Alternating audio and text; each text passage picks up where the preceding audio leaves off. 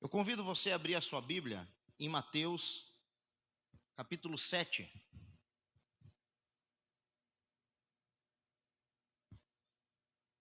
Mateus, capítulo 7, do 24 ao 27. Texto muito conhecido. E nesses minutos que me restam, quero compartilhar com vocês.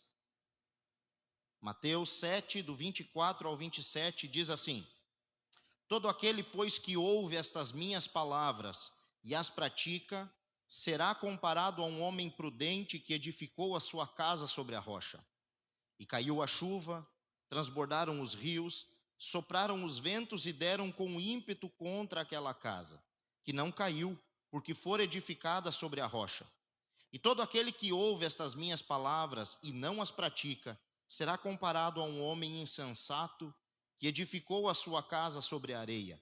E caiu a chuva, transbordaram os rios, sopraram os ventos e deram com ímpeto contra aquela casa. E ela desabou, sendo grande a sua ruína. Amém? Oremos. Paizinho querido, nós estamos aqui, meu Deus, na tua presença, diante da tua palavra, palavra essa que é inerrante, palavra essa que é eficaz. Essa palavra, Senhor Jesus, que subsiste e resiste a tudo, Pai. Pedimos que o Senhor traga cativo o nosso entendimento diante da tua palavra e que nós venhamos ser ministrados, ó Deus, pelo poder que há na tua palavra. Que o teu Santo Espírito fale conosco, do menor até o maior, do mais moço até o mais velho, que todos saiam daqui, ó Deus, compreendendo o que o Senhor quer e o que o Senhor tem para nós. Assim nós oramos no nome de Jesus. Amém. Quero fazer uma pergunta para você nessa noite. Eu quero fazer essa pergunta para você. Rocha ou areia? Rocha ou areia? O que é que você escolhe? Qual é o fundamento que você tem edificado a sua casa? E toda vez que eu ler casa, entenda-se a sua própria vida ou também a sua família, porque esse é o sentido literal do que o Senhor Jesus Cristo está dizendo aqui. Não é um ensinamento sobre como construir uma casa, mas sim um ensinamento de como edificar uma vida, como edificar uma família. Rocha ou areia? Quando nós olhamos para o Evangelho de Mateus, nós vemos que nesse Evangelho há uma peculiaridade. Mateus apresenta Jesus Cristo como sendo o Rei prometido. Por isso que Mateus, dos 4 Evangelhos, é o que mais tem menções do Antigo Testamento. Mateus ele vai buscar todas as referências possíveis do Antigo Testamento, porque Mateus, ou Levi, como era o seu nome, ele está escrevendo para os judeus. E Mateus quer comprovar por A mais B que Jesus Cristo é o Messias prometido. É o rei que viria, o descendente do trono de Davi. E se Mateus apresenta Jesus como sendo o rei prometido, o Sermão do Monte é como se fosse a plataforma do reino de Jesus. O Sermão do Monte ele se inicia no capítulo 5 e ele se estende do capítulo 5 até o capítulo 7. Do primeiro versículo do capítulo 5 e ele só se finda no último versículo do capítulo 7. Então, o Sermão do Monte, ele não é um aglomerado de assuntos fora de contexto. Nem tampouco entre o capítulo 5 e o capítulo 7, são vários momentos da vida de Jesus durante vários dias. Não, é um ensinamento só. Jesus inicia esse sermão no capítulo 5 e ele só diz amém no capítulo 7. Tudo que está entre o 5 e o 7 é conhecido nas Escrituras como o sermão da montanha, o sermão do monte.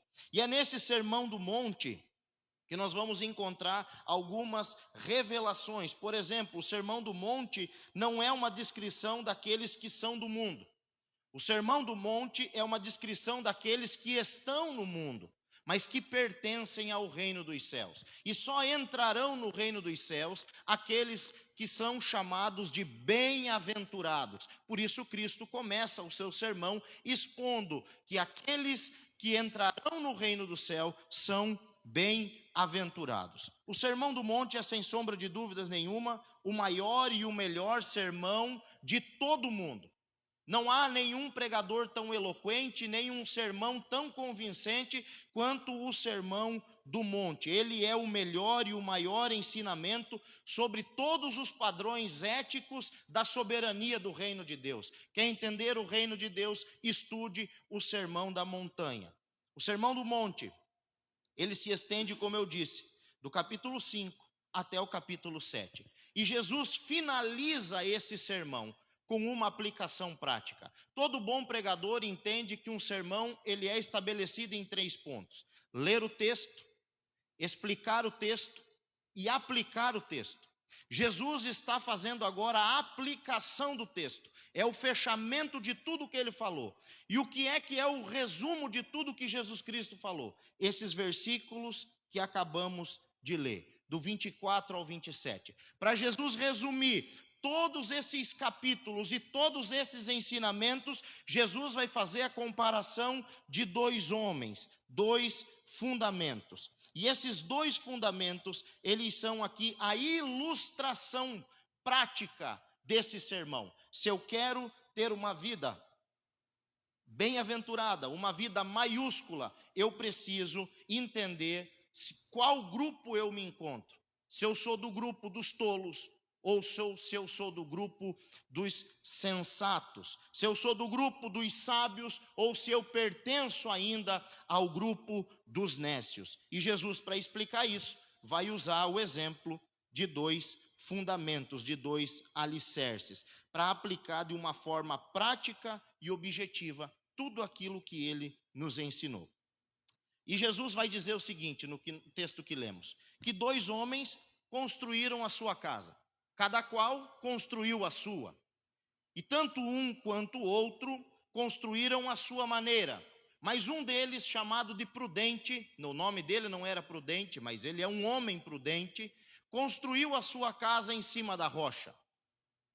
E o outro construiu a casa em cima da areia. Esse por Cristo é chamado de insensato. Ambas as casas pareciam seguras e bem construídas, até o dia que veio a tempestade. E diz o texto que caiu uma forte chuva, transbordou aquele leito de rio, houve uma enchente, os ventos sopraram com ímpeto contra aquelas 2 casas. Uma resistiu à tempestade, mas a outra cedeu. A outra não resistiu e ela então desabou. E Jesus conclui dizendo que foi grande a ruína daquela casa. Não sobrou nada, absolutamente nada. Virou tudo ruína. Nós, infelizmente, durante já algum tempo, e a última delas que nós vimos foi no Rio Grande do Sul. O quão poderoso pode ser uma tempestade, o quão devastador pode ser uma enchente. E Jesus diz que aquele homem que constrói a sua casa em cima da areia, ele é insensato. Por quê? Porque enchentes virão, tempestades virão, tanto sobre justos como sobre os ímpios. Mas aqueles que constroem a sua casa sobre a rocha resistem às tempestades. Então eu quero brevemente com os irmãos passar aqui 5 lições da parábola dos 2 fundamentos. E a primeira lição, sobre alguns detalhes aí que passam desapercebidos, só há 2 tipos de construtores. Eu sei que quando nós olhamos para o mundo, e principalmente a própria sociedade, ela gosta de dividir as pessoas em classes. E aí nós temos algumas divisões de classes de pessoas, né? A sociedade ela gosta de fazer isso, criar departamentos, divisões. Mas quando nós olhamos para o Sermão do Monte, nós vemos que só existem 2 classes de pessoas. Não existem 3, não existem 4, existem apenas 2 classes de pessoas aqui. E as 2 classes são os prudentes e os insensatos. No mundo todo só vai existir 2 classes, os prudentes e os insensatos. Não há uma terceira opção. Ou nós pertencemos a um grupo, ou nós pertencemos ao outro grupo. Versículo 24 do texto vai falar sobre os prudentes, preste atenção. Todo aquele, pois, que ouve estas minhas palavras e as pratica, será comparado a um homem prudente, que construiu a sua casa sobre a rocha. É muito interessante, irmãos, porque essa palavra prudente, ela pode ser vista, lida e entendida no Novo Testamento como um homem sábio, um homem precavido, alguém que antecede alguns passos, alguém que se preocupa em fazer as coisas do jeito certo, da maneira correta, que não está interessado em burlar etapas, mas ele ouve e aprende e faz exatamente como aprendeu. E nós geralmente incorremos em um risco de olhar, por exemplo, uma receita na internet e dizer: não, isso aqui não precisa. E aí não sai igual. E você reclama: por que é que o bolo desandou? Por que é que o pão não deu certo? Por que é que a pizza não ficou parecida? Porque você julgou que talvez aquele ingrediente, ou aquela temperatura, ou aquele tempo não era necessário. Então existe um grupo de pessoas que não julga isso, que como e conforme aprende, assim executa. Ele é um homem prudente, ele é um homem sábio, e esse homem não edificou a sua casa de qualquer maneira, não edificou a sua casa de qualquer forma. Ele foi sábio e a edificou debaixo da obediência das palavras de Cristo. Conforme Cristo ensinou, ele assim fez. Ele usou por fundamento a palavra de Deus. Jesus é o mestre, e ele se apresenta como tal, e ele nos convida a vir até ele. É tanto que ele disse: vocês estão cansados e sobrecarregados, venham até mim. E o que é que ele diz, além do que isso? Ele diz: e aprendam de mim, que sou manso e humilde de coração. E se vocês aprenderem de mim, e se vocês virem até mim, vocês vão encontrar descanso nos meus ensinamentos. Nós precisamos parar e aprender, porque sabedoria não é somente a capacidade de acumular informações. Sabedoria é a capacidade de colocar em prática aquilo que você ouviu. Por isso Jesus está dizendo que o homem prudente é aquele que ouve e pratica. Mas o outro grupo é o grupo dos insensatos, versículo 26. E todo aquele que ouve estas minhas palavras e não as pratica, será comparado a um homem insensato que construiu a sua casa sobre a areia. Olha só, os dois ouviram. Qual a diferença para o prudente e para o insensato?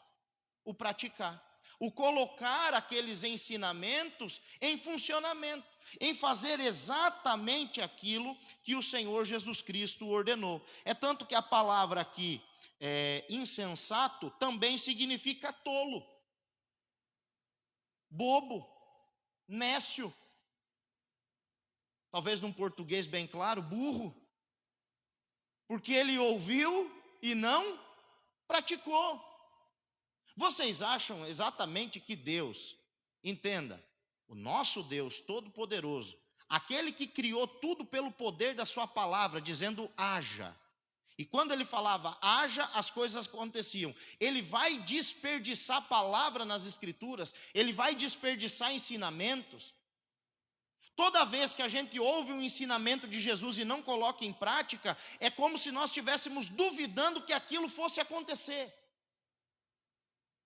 Você coloca o professor à prova, você questiona o mestre, e o Deus que disse haja, é o mesmo Deus que está dizendo: obedeçam as minhas palavras e coloquem elas em prática. Por isso o texto vai ser duro e vai dizer que aquele homem é um homem tolo.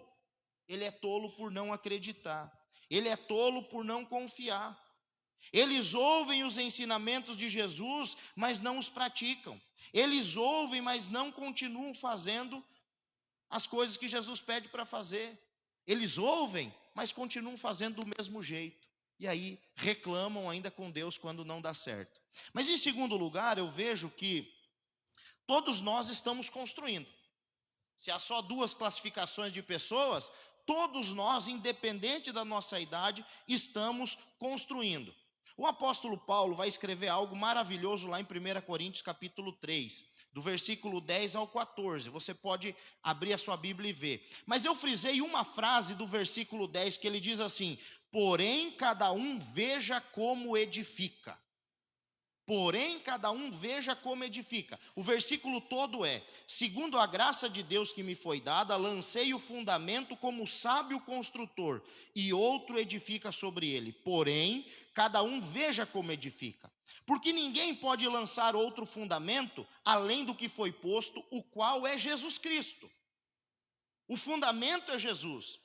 E se alguém edifica sobre o fundamento é ouro, prata, pedras preciosas, madeira, feno ou palha, a obra de cada um se tornará manifesta, pois o dia a demonstrará, porque será revelada pelo fogo, e o fogo provará qual é a obra de cada um. Se aquilo que alguém edificou sobre o fundamento permanecer, esse receberá recompensa. E aí Paulo exorta a igreja dizendo: porém, cada um veja como edifica. O fundamento já está posto. Qual é o fundamento da igreja? Jesus. Porém, cada um veja como edifica sobre esse fundamento. Você está construindo a sua família, ou você está construindo a sua vida, você está edificando a sua casa sobre Jesus, usando quais tipos de materiais? É feno? É palha? É madeira? O dia vai provar. E o fogo vai provar, e não vai restar nada. Agora, se você tem edificado a sua vida, a sua casa, a sua família, sobre o fundamento que é Cristo, usando os materiais que são purificados pelo fogo, a sua casa vai resistir. Veja que a responsabilidade é individual. Porém, cada um veja como edifica. E a nossa própria vida é uma construção. Todos os dias nós acrescentamos tijolos a essa edificação. Todos os dias a estrutura da nossa vida vai sendo edificada pela palavra. Todos os dias, em cada pensamento, em cada desejo, em cada atitude, nós estamos construindo. E como você tem construído a sua vida? Como você tem construído os seus relacionamentos? Como você tem construído os relacionamentos com a sua família? O fundamento é um só, ele é sólido, é Cristo, ele é a rocha eterna. Mas como é que você tem construído sobre esse terreno? Como você tem construído? Em terceiro lugar, um detalhe que me salta aos olhos é que nós devemos ser praticantes e não apenas ouvintes do Evangelho. Isso é muito importante.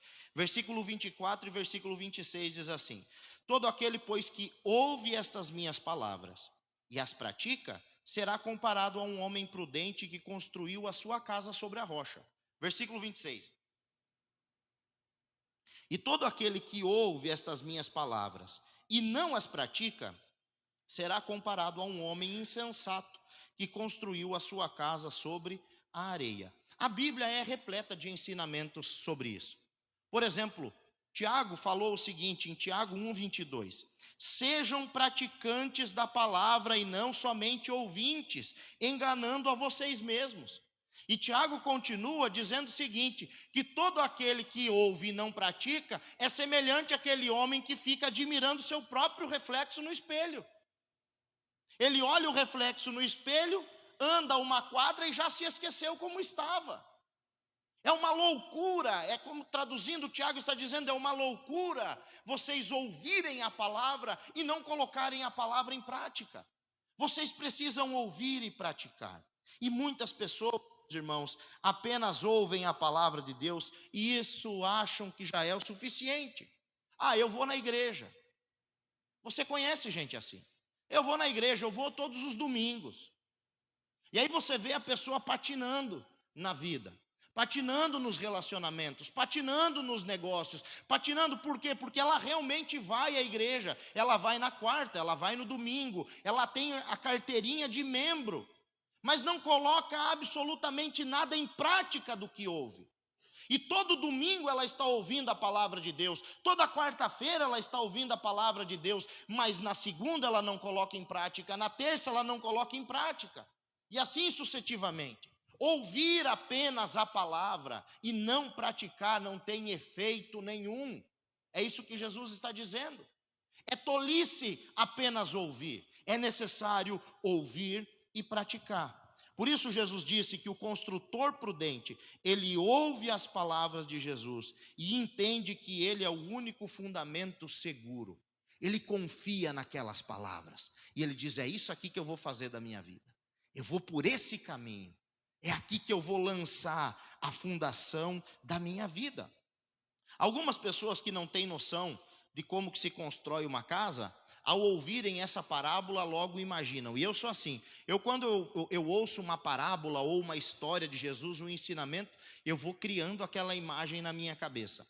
E por muito tempo, quando você não tem essa noção de como se constrói uma casa, você pode imaginar que dois homens saíram caminhando e um deles achou uma laje de pedra elevada do solo, ou uma rocha bem grande, aplainada, e ele disse: olha, vou construir a minha casa aqui. E o outro procurou, não encontrou, e falou: vai ter que ser aqui mesmo, sobre a areia. Mas não é isso que o texto está dizendo. Não é isso. Quando nós nos aprofundamos um pouquinho mais na palavra, e temos um pouquinho mais de noção de construção, e aqui eu quero só fazer um parênteses. A gente sabe que a Bíblia diz que Jesus Cristo, ele era carpinteiro, sim ou não? Mas essa palavra carpinteiro não é fabricador de móveis, tá, irmãos? Essa palavra, originalmente carpinteiro, ela está relacionada à construção civil.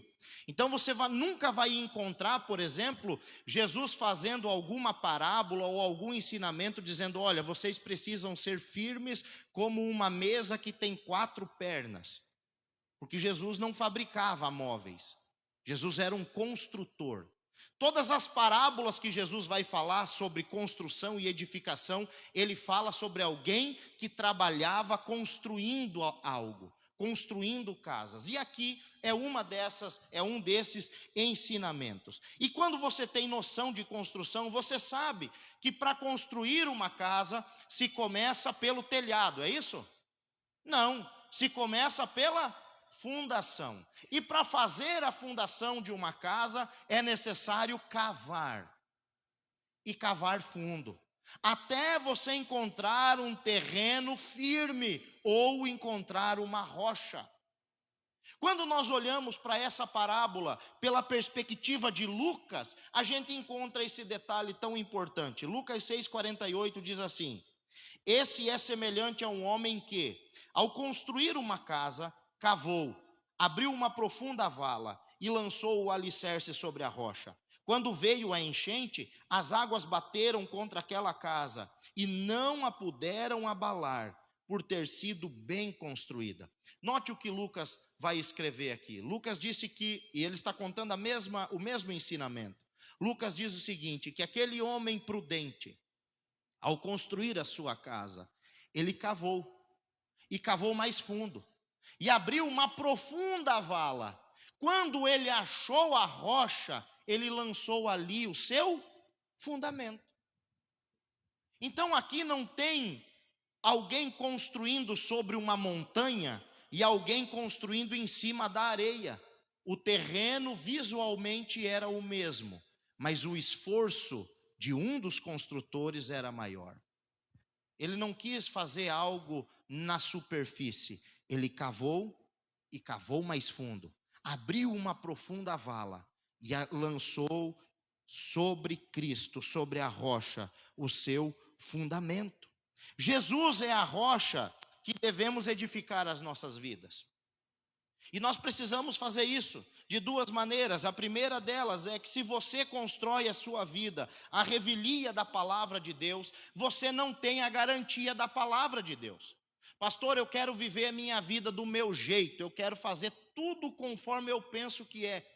Pode fazer, mas você não vai ter a garantia da palavra de Deus.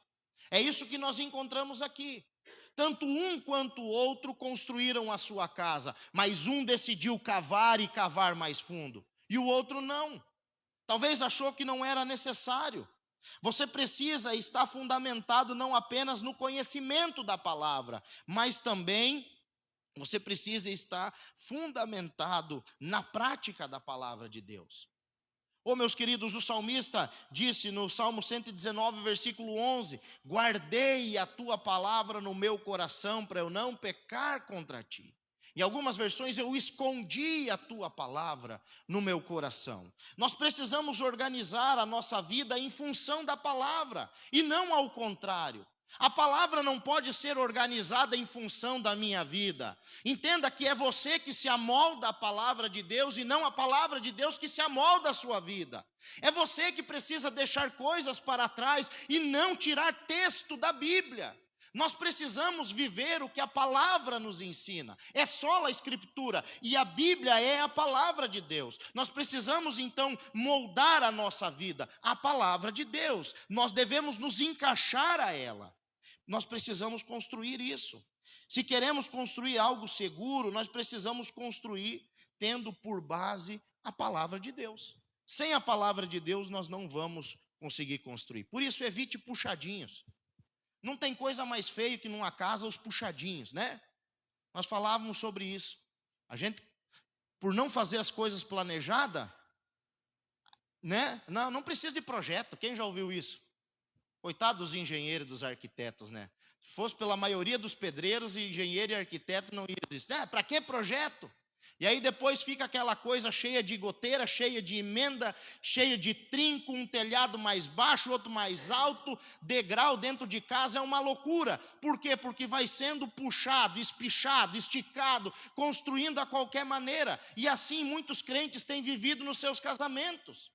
Muitas pessoas têm vivido nas suas vidas pessoais, pensando que a vida é criar puxadinhos fora da estrutura. E aí, meus irmãos, quando vem a chuva, e prestem atenção nisso, as tempestades da vida são imprevisíveis, elas são incontroláveis, e elas são inadministráveis, elas são certeiras, elas não avisam, e esses puxadinhos desmoronam. Essas construções que não estão fundamentadas em Cristo desmoronam. Em segundo lugar, nós devemos colocar em prática nas nossas vidas o princípio da palavra de Deus. E como, pastor, que eu vou colocar em prática? Se você apenas colocar em prática o que está do capítulo 5 até o capítulo 7, já está bom. Está tudo aqui. E aí Jesus Cristo diz que nós devemos procurar viver como pessoas bem-aventuradas. Bem-aventurados são os humildes. Bem-aventurados são os mansos, bem-aventurados são os misericordiosos. Mas Jesus também diz que nós devemos viver com um propósito de ser luz para esse mundo. Para um mundo que vive em trevas, nós devemos ser luz. Por isso ele nos chama dizendo: vocês são o sal da terra e vocês são a luz do mundo. Não se acende uma lâmpada e coloca debaixo da cama. Então, cristão abençoado que está me ouvindo aqui, saia debaixo da cama e deixe essa luz de Cristo brilhar. A lâmpada se acende e coloca no meio da sala. Seja a luz que Cristo quer que você seja. Mais do que isso, fuja da aparência do mal. Está lá em Mateus 5, 27. Está escrito: não adulterarás, eu porém vos digo, se todo aquele que olhar para uma mulher com desejo impuro no seu coração já cometeu adultério. Então o que é que você faz, pastor? Eu não quero adulterar, isso vale para homem, vale para mulher. Eu quero me livrar do vício da pornografia. O que é que eu faço? Você não luta, você foge. Nem que os outros te chamem de covarde, é melhor você fugir. E contra esse mal nós devemos fugir da aparência dele. Em quarto lugar, não viva jurando por aí afora. Tem gente que para contar uma história, ele envolve 4, 5, 6, 7 pessoas. Eu quando vou ouvir uma história e a pessoa começa a envolver outros, eu já não dou mais credibilidade, porque a palavra de Deus diz que o seu sim deve ser sim, e o seu não tem que ser não. É sim, sim, ou não, não. Não seja vingativo. O mundo prega olho por olho, dente por dente, mas nós somos discípulos de Cristo. Caminhe a segunda via, caminhe a segunda milha, seja longânimo. Aplique essa palavra no seu coração. Não ame apenas os teus amigos, como diz as Escrituras, mas ame os seus inimigos e ore por eles. Mateus 5, 44. Seja generoso nas contribuições. Mas não faça tocar trombeta quando você der uma oferta gorda para alguém ou ajudar alguém. Não pegue, não faça como os hipócritas que doam uma cesta básica com a mão direita, mas com a esquerda estão com o smartphone filmando. Não faça tocar trombeta, que a tua uma mão não saiba quanto você trouxe e deu no gasofilácio da igreja. É isso que a Bíblia diz e é isso que ela nos ensina. Não seja escravo das riquezas. Não sirva a dois senhores, sirva somente a Deus. Mateus 6:24. Ô meus irmãos, não vivam ansiosos por tudo e por nada. Busque em primeiro lugar o reino de Deus e a sua justiça, e todas essas coisas vos serão acrescentadas. A conclusão é essa, mas antes disso Jesus disse: olha, eu cuido das ervas do campo, eu cuido dos pássaros, eu os alimento. Vocês valem muito mais do que os lírios, vocês valem muito mais do que as aves. Então não se preocupem, mas busquem em primeiro lugar o reino de Deus e a sua justiça. Pastor, como aplicar as palavras de Jesus no seu casamento? Homens, amem as suas esposas como Cristo amou a igreja, que se preciso for, dê a sua vida por ela. Eu tenho dito aqui, eu vi um vídeo, o casal estava passeando, e eu, se fosse a mulher daquele cara, eu me divorciaria dele. E fugiu um pitbull de uma casa. Sabe o que o homem fez? Pulou para cima do carro e deixou o pitbull mordendo a esposa. Eu não sei se era esposa ou namorada. A Bíblia diz que o homem deve amar a esposa com um amor sacrificial, que se preciso for, ele morre por ela. E a esposa, quando tem um marido assim dentro de casa, ela é submissa a ele, e ela o respeita, e ela o ama como ela ama ao Senhor. Então aplique essas verdades no seu coração. Não procure a ira no coração dos seus filhos. Você que tem mais de um filho, não existe essa de filho preferido. Você deve ter a mesma exigência pelos dois, mas não pode cobrar os mesmos resultados, porque são duas pessoas diferentes. Ame os seus filhos de maneira igual, e vocês, filhos, honrem os seus pais, porque isso é justo no Senhor. Quando nós aplicamos essas verdades, significa que nós estamos construindo sobre Cristo. E muitos relacionamentos, casamentos e famílias desmoronam porque não estão lançando o seu fundamento em Cristo Jesus. A quarta verdade que eu vejo nesse texto é que as diferenças, elas aparecem na tempestade. Versículo 25 e 27. Caiu a chuva, transbordaram os rios, sopraram os ventos e bateram com força contra aquela casa. E ela não desabou, porque tinha sido construída sobre a rocha. Caiu a chuva, transbordaram os rios e sopraram os ventos e bateram com força contra aquela casa. E ela desabou, sendo grande a sua ruína. As tempestades da vida provam.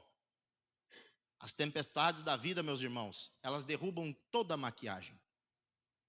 A palavra hipocrisia, ela deriva da palavra hipócrites, que era a máscara que os atores de teatro usavam. E essa máscara, ela tinha ou um sorriso ou uma carinha triste. E o ator poderia estar interpretando algo com um sorriso na máscara, mas chorando atrás dela, ou vice-versa. Então a palavra hipocrisia, ela vem para aqueles que disfarçam, maqueiam os seus sentimentos. Tem muita gente que tem aparência de crente, que tem roupa de crente, que tem trejeito de crente, que fala como crente, tem gíria de crente, mas diante da primeira tempestade desmorona tudo, porque o fundamento da vida não está em Jesus, está sobre a areia.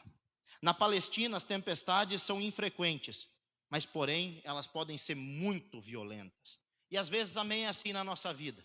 Não é todo mês que a gente enfrenta uma tempestade. Às vezes passa anos para vir realmente uma luta de verdade, mas elas vêm.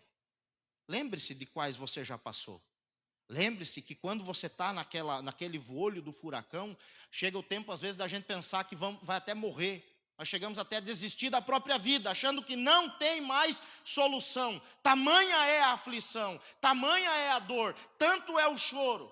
Mas se estamos de pé, é porque o nosso fundamento estava em Cristo Jesus. As tempestades, elas separam. os raízes dos Nutellas. A tempestade da vida, ela consegue fazer isso. Enquanto o sol está brilhando, o trabalhador, o construtor insensato parece ser tão bom quanto o construtor prudente. Mas um dia o céu se escurece, a chuva cai, os rios transbordam, os ventos são contrários. E a casa que está em Cristo, essa permanece. A casa que não está em Cristo, é grande a sua ruína. Mas eu quero finalizar com o último ponto, que é os méritos de Cristo. Os méritos de Jesus. Versículo 24 e 25. Todo aquele que ouve estas minhas palavras. De quem são as palavras? De Jesus. Que ouve estas minhas palavras e as pratica, será comparado a um homem prudente que construiu a sua casa sobre a rocha. Caiu a chuva, transbordaram os rios, sopraram os ventos e bateram com força contra aquela casa, e ela não desabou, porque tinha sido construída sobre a rocha. Oh, meus irmãos, Jesus Cristo é chamado de a rocha dos séculos. Abra sua Bíblia em 1 Coríntios 10, versículo 4.